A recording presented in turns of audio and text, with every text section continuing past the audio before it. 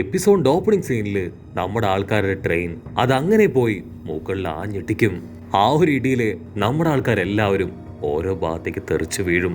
CP9 മെമ്പേഴ്സിനാണെങ്കിൽ നമ്മുടെ ആൾക്കാരെ കണ്ട് യാതൊരു കൂസലും ഉണ്ടാവില്ല. കാരണം അവർ ഓൾറെഡി നമ്മുടെ ആൾക്കാരെ തല്ലിച്ചതച്ച് ഒരു വഴിയാക്കിയതാണ്. സോ ഇത്തവണയും അത് ഈസി ആയിട്ട് ചെയ്യാൻ കഴിയും എന്നൊക്കെ കരുതി അവരങ്ങനെ സിമ്പിൾ ആയിട്ട് നിൽക്കും. പക്ഷെ ആ ഏജന്റ് വില്ലൻ ആളുടെ ഉള്ളിൽ മാത്രം ഒരല്പം ടെൻഷൻ അങ്ങനെ കയറി വരും. ആള് മറ്റൊന്നും നോക്കില്ല, റോബിനെ പിടിച്ചു വലിച്ച് അവിടുന്ന് മുൻപോട്ട് നടക്കും. റോബിനാണെങ്കിൽ പ്രതികരിക്കണം എന്ന് നല്ല ആഗ്രഹമുണ്ട്. പക്ഷെ ഓൾറെഡി സി പ്രസന്റ് സ്റ്റോൺ ഉപയോഗിച്ചിട്ടുള്ള ഹാൻഡ് ലോക്ക് വെച്ചാണ് അവളെ ലോക്ക് ചെയ്തിരിക്കുന്നത്. സോ അതുകൊണ്ട് തന്നെ അവളുടെ ചക്ര പവർ അവിടെ വർക്കൗട്ട് ആവില്ല. ആ ഏജന്റ് വില്ലൻ അവൻ പോകുന്ന സമയത്ത് ഒരേ ഒരു കാര്യം മാത്രം CP9 ടീമിനോട് പറയും: നിങ്ങൾക്കിപ്പോ തരത്തിലുള്ള റെസ്ട്രിക്ഷൻസും ഇല്ല, നിങ്ങൾക്ക് എന്ത് വേണമെങ്കിലും അവരെ ചെയ്യാം. കാരണം ഓൾറെഡി അവർ വലിയ വലിയ തെറ്റുകൾ ചെയ്തു കഴിഞ്ഞു. ഒരു കാര്യം മറക്കരുത്, അവരിൽ ഒരാൾ പോലും ഇവിടുന്ന് ജീവനോടുകൂടെ മടങ്ങിപ്പോവാൻ പാടില്ല. ഉടനെ അവൻ ആ ആനയെ നോക്കി വിസിലടിക്കും. ഞൊടിയിടയില് ആ ആന അത് വലിയൊരു വാളായി മാറും. ഏജന്റ് വില്ലൻ ആ വാളൊക്കെ പിടിച്ച് വമ്പ സ്റ്റൈലിൽ നിൽക്കുകയാണ്. ഇത് കണ്ട് നമ്മുടെ ആൾക്കാർക്ക് അത് വിശ്വസിക്കാൻ കഴിയില്ല. എത്ര എളുപ്പത്തിലാണ് വലിയൊരു ആന അത് വാളായി മാറിയത്. അവൻ റോബിനെ ആ കത്തി കാണിച്ച് ഭീഷണിപ്പെടുത്തും: എന്തെങ്കിലും ചെയ്താ നിന്റെ തല ഞാൻ വെട്ടിയെടുക്കും. മര്യാദക്ക് എന്റെ കൂടെ വാന്നും പറഞ്ഞ് അവളെ പിടിച്ചു വലിച്ച് ആ ഗേറ്റ് ഓഫ് ജസ്റ്റിസിലേക്ക് കൊണ്ടുപോവാണ്. അങ്ങനെ കട്ട് ചെയ്ത ആ ഫ്രാങ്കി ടീംസ് അവരാണെങ്കിൽ നിലവിളിച്ച് ചോദിക്കും: ബോസ് ഫ്രാങ്കി, കൊക്കറോ, ലൂഫി, നിങ്ങൾ എല്ലാവരും സേഫ് അല്ലേ? അത് കേട്ട് ലൂഫി അവൻ താഴേക്ക് നോക്കി തംസപ്പ് കാണിക്കും. ഫ്രാങ്കി ഓൾറെഡി ആ ട്രെയിനിലേക്ക് തെറിച്ച് വീണതുകൊണ്ട് തന്നെ അവനും സേഫാണ്. അങ്ങനെ ഫ്രാങ്കിയും നമ്മുടെ ആൾക്കാരും എല്ലാവരും ചേർന്ന് വലിയൊരു യുദ്ധത്തിന് തയ്യാറെടുക്കുകയാണ്. അത് കണ്ട് പൗലിക്കാണെങ്കിൽ ഭയങ്കര ആവേശാവും. പൗലിക്ക് മാത്രമല്ല, സോംബെ, ഫ്രാങ്കി ടീംസ് അവരെല്ലാവരും ഉഷാറായിട്ട് ആ ഒരു വലിയ യുദ്ധത്തിന് വേണ്ടി ഇമവട്ടാതെ കാത്തിരിക്കുകയാണ്. അങ്ങനെ ബ്ലാക്ക് ഔട്ട് ചെയ്ത ഇവിടെ ഫ്രാങ്കി അവൻ ഷോക്കായി ആ ഗ്രാൻഡ്മയും ആളുടെ കൊച്ചുമോളെ നോക്കുകയാണ്. രണ്ടുപേരും ബോധം കെട്ട് വീണ് കിടക്കുകയാണ്. അല്പസമയം കഴിയുമ്പോ അവർ കണ്ണു തുറക്കും. ഫ്രാങ്കി ശ്വാസം വലിച്ചു വിട്ട് ഒരുപാട് ആശ്വാസത്തില് അങ്ങനെ നിൽക്കും. പക്ഷെ എന്താ, അവരുടെ മൂക്കിലൂടെ ബ്ലഡ് വരുന്നുണ്ട്. അതേസമയം മറ്റൊരു ഭാഗത്ത് നമ്മുടെ ലൂഫി അവൻ വലിയ വലിയ പാറയും ബിൽഡിങ്ങുകളുടെ കഷ്ണങ്ങളൊക്കെ തള്ളി മാറ്റി അതിന്റെ ഇടയിൽ പെട്ടുകിടക്കുന്നവരെ ഓരോരുത്തരെയായി രക്ഷിക്കുകയാണ്. ലൂഫി ഉടനെ ആ ഗ്രാൻഡ്മയെ നോക്കി കൈവീശി കാണിക്കും: താങ്ക് യു സോ മച്ച്. അതിനുശേഷം എല്ലാവരും കഷ്ടപ്പെട്ട് ബുദ്ധിമുട്ടി ആ കല്ലൊക്കെ പെറുക്കി മാറ്റി പുറത്തേക്ക് വന്ന് റിലാക്സ് ചെയ്യുകയാണ്. അപ്പോഴായിരിക്കും ആ സിബ് വായൻ അവൻ അവിടേക്ക് വരിക. ലൂഫിയുടെ മുൻപിലായി ഇപ്പൊ അവനൊരു സ്റ്റെയർ കാണും. ലൂഫി പറയും: നമുക്ക് ഈ സ്റ്റെയർ വഴി മുകളിലേക്ക് പോവാം. അതിനാ സിബ് പറയും: നിങ്ങളിപ്പോ മുകളിലേക്ക് പോയിട്ട് യാതൊരു കാര്യമില്ല. നിങ്ങളുടെ ഫ്രണ്ട് റോബിനെ ആ ഏജന്റ് വില്ലനും ലൂച്ചിയും അവരെല്ലാവരും ചേർന്ന് ഇവിടുന്ന് കൊണ്ടുപോയി കഴിഞ്ഞു. ആ ഗേറ്റ് ഓഫ് ജസ്റ്റിസ് വഴി അവളെ കടത്താനാണ് പ്ലാൻ എന്നൊക്കെ പറഞ്ഞ് അവരുടെ എല്ലാ പ്ലാനും ഇവനിപ്പോ ലൂഫിക്കൻ ടീമിനും പറഞ്ഞു കൊടുക്കും. അത് കേട്ട് നമ്മുടെ ആൾക്കാര് ഡബിൾ ഹാപ്പി ആവും. പക്ഷെ അപ്പോഴായിരിക്കും അവൻ പറയാ: എനിക്ക് നിങ്ങളെ അങ്ങോട്ടേക്ക് കടത്തിവിടാൻ കഴിയില്ല, നിങ്ങളെ തടയുക എന്നതാണ് എന്റെ റെസ്പോൺസിബിലിറ്റി. ലൂഫി അവനെ ടെററായിട്ട് നോക്കി അവനോട് പറയും: നിനക്ക് ജീവൻ വേണമെങ്കിൽ മാറി നിൽക്ക്. അത് കേട്ട സിപ്പ് അവൻ ചിരിക്കും. അവനിപ്പോ അവന്റെ കോട്ടിൽ നിന്ന് ഒരു കീ എടുത്ത് കാണിക്കും. എന്നിട്ട് ഫ്രാങ്ക് ആയിട്ട് പറയും: നിങ്ങൾക്കൊരു കാര്യം അറിയോ, റോബിന്റെ കയ്യിൽ ലോക്ക് ചെയ്തിരിക്കുന്ന ആ സി പ്രസന്റ് സ്റ്റോൺ ഹാൻഡ് കഫിന്റെ കീയാണിത്. നിങ്ങൾക്ക് പറ്റുമെങ്കിൽ ഇത് എന്റെ കയ്യിൽ നിന്ന് സ്വന്തമാക്കാൻ പറഞ്ഞ് അവനിപ്പോ വമ്പ പോസൊക്കെ കൊടുത്തു നിൽക്കും. നമ്മുടെ ആൾക്കാർക്കാണെങ്കിൽ അപ്പോഴായിരിക്കും കാര്യം പിടികിട്ടുക. കാരണം ഇത്രയും പവറുള്ള നിക്കോ റോബിൻ അവൾ അവസാന നിമിഷം വരെ ഒന്നും ചെയ്യാതെ അനങ്ങാതെ നിന്നതിന്റെ കാരണം ആ സി പ്രസന്റ് സ്റ്റോൺ കൊണ്ടുണ്ടാക്കിയ ഹാൻഡ് കഫാണ്. ഉടനെ നാമി പറയും: നമ്മളിപ്പോ കഷ്ടപ്പെട്ട് ബുദ്ധിമുട്ടി അവളെ രക്ഷിച്ചാലും സി പ്രസന്റ് ഹാൻഡ് കഫ് അത് നമ്മളെ കൊണ്ട് തകർക്കാൻ കഴിയില്ല, അത് അത്രയ്ക്ക് സ്ട്രോങ് ആണ്. ആ സിബിന്റെ കയ്യിലിരിക്കുന്ന കീ അതുപയോഗിച്ചാൽ മാത്രമേ നമുക്ക് ആ ഹാൻഡ് കഫ് തുറക്കാനായിട്ട് കഴിയൂ. ലൂഫി ഒന്നും നോക്കില്ല, അവൻ കൈ ചുരുട്ടി അവന്റെ ദേഹത്ത് ആഞ്ഞെട്ടിക്കും. പക്ഷെ അപ്പോഴേക്ക് സിബ് അവൻ ജസ്റ്റ് മിസ്സിന് അവിടുന്ന് രക്ഷപ്പെടും. സിബിനിപ്പോ മറ്റൊരു ഭാഗത്ത് പോയി നിൽക്കും.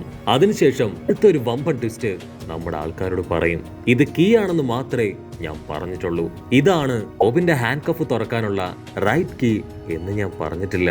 ആക്ച്വലി CP9 ടീമിലുള്ള എല്ലാവരുടെയും കയ്യില് ഓരോ ഹാൻഡ് കഫ് ഉണ്ട്. ഒരുപക്ഷെ അതിലേതിന്റെങ്കിലും കീ ആവാം ഇത്. സോ നിങ്ങൾക്ക് ചുണയുണ്ടെങ്കിൽ ആ റൈറ്റ് കീ കണ്ടുപിടിച്ച് നിങ്ങളുടെ ഫ്രണ്ടിനെ രക്ഷിക്കുമെന്ന് പറഞ്ഞ് അവൻ ഓടും. നമ്മുടെ ആൾക്കാര് അവര് പരസ്പരം നോക്കും. അവരെന്ത് വില കൊടുത്തും ആ മുഴുവൻ കീയും കണ്ടുപിടിച്ചേ പറ്റൂ. അതിലെ റൈറ്റ് കീ അത് തിരിച്ചറിഞ്ഞു വേണം റോബിനെ ഇനി രക്ഷിക്കാൻ. ഇവിടെ സാഞ്ചിക്കാണെങ്കിൽ കറക്റ്റായിട്ട് കാര്യങ്ങൾ പിടികിട്ടും. സാഞ്ചി അവനോട് ചോദിക്കും, നിങ്ങളുടെ പ്ലാൻ അത് ഞങ്ങൾക്ക് മനസ്സിലായി. ഞങ്ങൾ ആ കീക്ക് വേണ്ടി CP9 ടീംസുമായിട്ട് ഫൈറ്റ് ചെയ്യുന്ന ഗ്യാപ്പില് ആ ഏജന്റ് വില്ലന് റോബിനുമായിട്ട് രക്ഷപ്പെടാനല്ലേ? അതിനവൻ പറയും, അതെ, എന്റെ ഊഹം കറക്റ്റാണ്. ഉടനെ സാഞ്ചി പറയും, അങ്ങനെയാണെങ്കിൽ നമുക്ക് ആദ്യം റോബിനെ കണ്ടുപിടിക്കാം. അതിനുശേഷം ഈ CP9 ടീമിന്റെ കയ്യിൽ നിന്ന് താക്കോല് വീണ്ടെടുക്കാം. അത് കേട്ട സിപ്പൻ ചിരിക്കും. അവൻ പറയും, അത്ര എളുപ്പത്തില് ഇത് കംപ്ലീറ്റ് ചെയ്യാൻ ഞാൻ നിങ്ങളെ സമ്മതിക്കില്ല. ഇപ്പൊ നിങ്ങൾ റോബിനെ അന്വേഷിച്ചു പോയ എന്റെ കയ്യിലുള്ള ഈ ഒരു കീ അത് ഞാൻ കടലിലേക്ക് വലിച്ചെറിയും. ഒരുപക്ഷെ ഇതാണ് ആ ഹാൻഡ് കഫിന്റെ കീയെങ്കില് പിന്നീട് ഒരിക്കലും റോബിനെ രക്ഷിക്കാൻ നിങ്ങളെ കൊണ്ടാവില്ല. അത് കേട്ട് ലൂഫി അവൻ ഫുൾ പവറില് ഇപ്പൊ അവനെ പിടിക്കാൻ അവന്റെ പിന്നാലെ ഓടും. സോറോ ആണെങ്കില് അവന്റെ വാഹ പിടിച്ച് വലിച്ച് ലൂഫി അവിടെ തന്നെ പിടിച്ചു നിർത്തും. സോറോ പറയും, നീ എടുത്തു ചാടി ഇങ്ങനെയൊന്നും ചെയ്യാൻ പാടില്ല. നമ്മൾ ഓരോ സ്റ്റെപ്പും വളരെയധികം ചിന്തിച്ചും ആലോചിച്ചും വേണം മുൻപോട്ട് വെക്കാൻ. എന്തെങ്കിലും ചെറിയൊരു മിസ്റ്റേക്ക് ഉണ്ടായാൽ നമുക്ക് നഷ്ടപ്പെടുന്നത് റോബിനെയാണ്. നാമി പറയും, ലൂഫിയെ നമുക്ക് റോബിന്റെ അടുത്തേക്ക് അയക്കാം. കാരണം ആ CP9 ലൂച്ചിയാണ് റോബിന്റെ കൂടെ ഉള്ളത്. അവനെ തകർത്ത് നിനക്ക് റോബിനെ തിരികെ പിടിക്കാൻ പറ്റുമോന്ന് നാമി ചോദിക്കും. അതിന് ലൂഫി പറയും, ഉറപ്പായിട്ടും പറ്റും. അതിനുശേഷം നാമി കാര്യമായിട്ട് കാൽക്കുലേറ്റ് ചെയ്യും. സോ അങ്ങനെയാണെങ്കിൽ ബാക്കിയുള്ള CP9 മെമ്പേഴ്സിനെ നമ്മളെല്ലാവരും ചേർന്ന് കൈകാര്യം ചെയ്യണം. അവരുടെ കയ്യിലുള്ള കീകള് അത് മുഴുവൻ സ്വന്തമാക്കി എത്രയും പെട്ടെന്ന് നമ്മൾ ലൂഫിയുടെ അടുത്തേക്ക് പോകണം. എന്നിട്ട് യഥാർത്ഥ കീ കണ്ടുപിടിച്ച് റോബിൻ രക്ഷപ്പെടുത്തി നമുക്ക് ഇവിടുന്ന് രക്ഷപ്പെട്ടു പോകണം. അടുത്ത നിമിഷം സോറോ അവന്റെ കൈവിടും. ലൂഫി ആണെങ്കിൽ ഫുൾ ഫോഴ്സിൽ മുൻപോട്ട് ഓടും. കട്ട് ചെയ്ത മറ്റൊരു ഭാഗത്ത് ആ കുഞ്ഞു പെണ്ണും അതിന്റെ പെറ്റും അവർ രണ്ടുപേരും ഇപ്പൊ കാല് തന്നെ ഒരു ട്രാപ്പിലേക്ക് വീഴും. ഇവിടെ ആ കുഞ്ഞു പെണ്ണും പെറ്റും അവർ രണ്ടുപേരും ഒരു സീക്രട്ട് പാസേജിലേക്കായിരിക്കും ചെന്ന് വീഴുക. അവർക്കാണെങ്കിൽ പ്രത്യേകിച്ച് ടെൻഷനൊന്നും ഉണ്ടാവില്ല.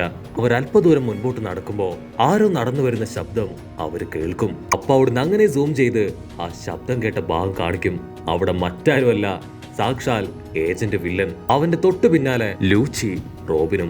ഏജന്റ് വില്ലൻ പറയും, അവർക്ക് എങ്ങനെയാണ് ഗേറ്റ് ഓഫ് ജസ്റ്റിസ് വഴി പോകേണ്ടതെന്ന് അറിയില്ല. ഈ സീക്രട്ട് പാസേജും ഇവിടെയുള്ള വഴികളെല്ലാം നമുക്ക് മാത്രമല്ലേ അറിയൂ. കട്ട് ചെയ്ത ഇവിടെ ലൂഫി അവനാണെങ്കിൽ ആ സ്റ്റെയറിലൂടെ ഉഷാറായിട്ട് മുകളിലേക്ക് ഓടിക്കയറും. അതിനുശേഷം വീണ്ടും താഴേക്കിറങ്ങും. പിന്നീട് വീണ്ടും അവൻ കൺഫ്യൂസ്ഡ് ആയി മുകളിലേക്ക് തന്നെ ഓടും. അപ്പൊ അവിടുന്ന് അങ്ങനെ കട്ട് ചെയ്ത് ആ ഏജന്റ് വില്ലൻ സ്പാങ്ഡം അവനാണെങ്കിൽ ഒരു ഡോറിന് മുന്നിൽ നിൽക്കുകയാണ്. ആ ഡോറിന് മേലെ വേൾഡ് ഗവൺമെന്റിന്റെ സിംബലും നിയമവും ഉണ്ടാവും. ഏജന്റ് വില്ലൻ പറയും, ഈ ഒരു ഡോറൊന്നും അവരെത്ര കഷ്ടപ്പെട്ടാലും കണ്ടുപിടിക്കാൻ പറ്റില്ല. അപ്പൊ അതേസമയം ലോങ് ഷോട്ടില് നമ്മുടെ കുഞ്ഞിപ്പെണ്ണും ആ പെറ്റും അവർ രണ്ടുപേരും ദൂരത്തായിട്ട് ആ ഏജന്റ് വില്ലൻ ചെയ്യുന്ന കാര്യങ്ങളൊക്കെ നോക്കിയിരിക്കുകയാണ്. ആ ഏജന്റ് സ്പാൻഡം ഇപ്പൊ ഒരു കീ ഇട്ട് ആ ഡോർ ഓപ്പൺ ചെയ്യും. അപ്പൊ അതേസമയം ഇവിടെ ഫ്രാങ്കി അവനാണെങ്കിൽ അടുക്കള ലക്ഷ്യമാക്കി ഉഷാറായിട്ട് ഓടുകയാണ്. ഫ്രാങ്കിയുടെ ബോഡിയിലുള്ള 2 കോള അത് തീർന്നിരിക്കുകയാണ്. സോ എത്രയും പെട്ടെന്ന് അത് ഫില്ല് ചെയ്താൽ മാത്രമേ അവനെ കൊണ്ട് ആ CP9 ടീമുമായിട്ട് ഫൈറ്റ് ചെയ്യാൻ കഴിയൂ. അവൻ ഉഷാറായിട്ട് ഓടി ഓടി സിബ്ബ വില്ലന്റെ തൊട്ട് മുൻപിലായിരിക്കും ചെന്ന് പെടുക.